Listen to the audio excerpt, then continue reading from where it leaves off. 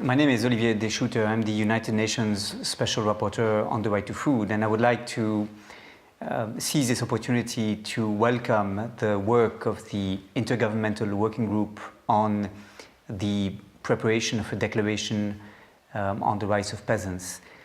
It's a very important enterprise that is now being launched, which I hope shall meet with the same success as the Declaration on the Rights of Indigenous Peoples in 2007, which has contributed to support an interpretation of international law and international human rights law in particular that has been paying greater attention since to the rights of indigenous peoples. And I believe we very much need the same thing for the rights of peasants today. In my own work, I contributed to the rights of peasants by 3 reports in particular that I presented to successive sessions of the General Assembly.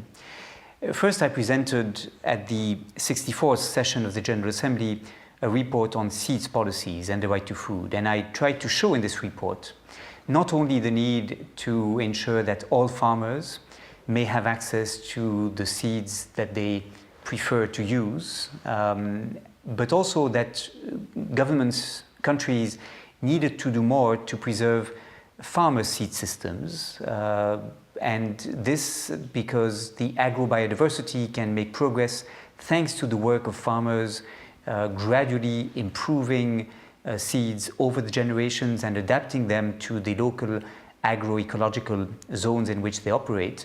And I try to show the many ways in which farmer seed systems support the ability for communities to feed themselves and deserve to be better supported by governments. In another report I presented to the General Assembly of the United Nations, the 65th session of the General Assembly, I examined the right to land as a component of the right to food, showing how access to land was absolutely vital, why land reform was extremely important, not just in making access to land a reality for small farmers, but also in supporting them in their ability to produce with the land that they have access to. And after this report was presented to the General Assembly, this issue was addressed in the voluntary guidelines on the responsible governance of tenure of land, fisheries and forests in the context of national food security that was adopted in May 2012 by the Committee on World Food Security in Rome. And this Committee on World Food Security did a superb job in describing the full range of consequences that follow from the right of access to land and from the requirements that governments govern access to land for the benefit of the populations. These voluntary guidelines adopted in 2012 are now being implemented by governments with support of the FAO, and gradually we will now be moving within the Committee on World Food Security towards a new instrument, the Principles on Responsible Agricultural Investment, that I hope shall be fully consistent with these guidelines on land and will make sure that investments are made transparently for the benefit of rural development, always with the free, prior and informed consent of the communities concerned by these investments in land, and that the communities will have adequate claims, remedies in situations where the use of land on which they depend is changed. Thirdly, I presented most recently at the 67th session of the General Assembly a report on fishing, and particularly on how to protect small-scale fishers from a range of developments that I document and that are sometimes making it increasingly difficult for small-scale artisanal fishers to live from their work. This report was presented in October 2012, and just recently, in May 2014, within the Committee on Fisheries of the FAO, work has been launched on a new set of international guidelines for securing sustainable small-scale fisheries, which I hope will be influenced by this report I presented, showing the need to protect artisanal fishers and showing the need for governments to protect in particular their access to fishing grounds against a series of development projects that may threaten this access. Now, all this work is now going to converge on the preparation of the Declaration on the Rights of Peasants. And I think it's extremely important that this work is supported and that governments pay attention to it for three reasons. First, because we have today still a very large number of people living in rural areas in developing countries that are very poor. And 75% of extreme poverty is within these rural areas in developing countries. And for them, small-scale farming and the ability for families to cultivate food for themselves, for the local communities, is simply of vital importance. Today, it's estimated that about 2.6 billion people depend directly or indirectly from small-scale family farming, although often families have different other sources of revenues than just small-scale farming. This represents 500 million families, and it's very important that they are supported as a tool to reduce rural poverty, as a tool to support rural development, because supporting small-scale farmers is a way to support the local economy. It has tremendous multiplier effects on the local economy.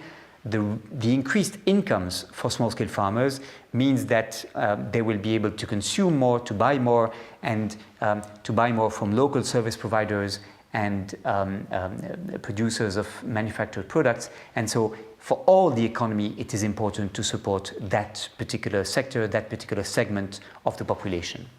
A second reason why supporting the rights of peasants is extremely important, and why I believe this declaration will play an important role, is because there are increasingly there's an increased realization that the rights of small-scale farmers, the rights of peasants, converge with the interests of farm workers, the 450 million plus people who are employed against wages on larger plantations as wage workers working on farms.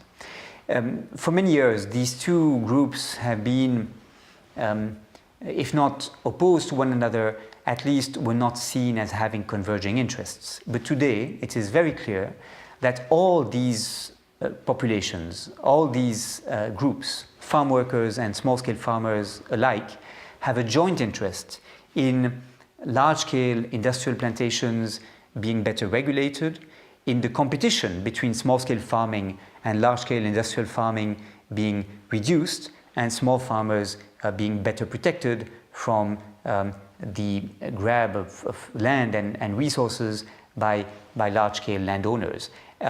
It is extremely important that the two work together, the two constituencies work together, small farmers and farm workers, for a world in which small farmers will be better protected and in which the externalities produced by large-scale industrial farming will be better internalized in the work of large-scale plantations.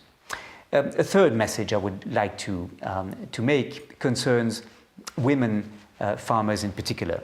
I presented recently to the Human Rights Council a report on the rights of women and their contribution to food security. And I emphasize the need to take into account the feminization of agriculture that has been developing in all regions in recent years.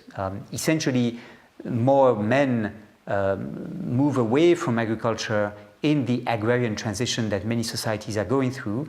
They are the first ones to move to the industry and the services sector. They are the first ones to migrate to cities, and it is not unusual for the woman then to be left behind and to have to manage the family plot of land at the same time that women have to take care of the elderly and of the children that remain in the countryside, while the man or the older children fetch employment outside. Now, this feminization of agriculture means that the discrimination that women face is even more problematic today than it would be in another situation. Women face obstacles in many areas, and the FAO estimates that if these obstacles to women being productive farmers were removed, the total output would increase significantly, and it is estimated, in fact, that the productivity losses represent between 2.5 and 4% of total volumes of production in developing countries. Women indeed are discriminated in many areas. They are discriminated in access to land by various laws and even more so social norms and customs. They are discriminated in access to extension services because these services still are populated mainly by men and do not take into account the specific needs of women. They are discriminated in access to financial services and credit. Despite many efforts to make microcredit schemes accessible to women, it still is difficult for women because they are not landowners to have access to credit in many regions. And finally, they are discriminated in agricultural research and development because the needs of women are not sufficiently taken into account in the way agricultural research is designed and implemented and financed. Yet the needs of women may be different than those of men. They may prefer to cultivate different crops. They may prefer to cultivate, for example, crops that are less demanding in terms of the work required to maintain them. They may prefer to cultivate plants that are easier to cook, to store, and that require fewer inputs to be developed because they do not want to transport bags of fertilizers, for example, on the feed. So there are many specific needs of women that need to be taken into account in a gender-sensitive approach to the rights of peasants, which I believe should go beyond mere rhetorical formula and really be precise in the kind of recommendations that the declaration shall entail. Finally, let me say this.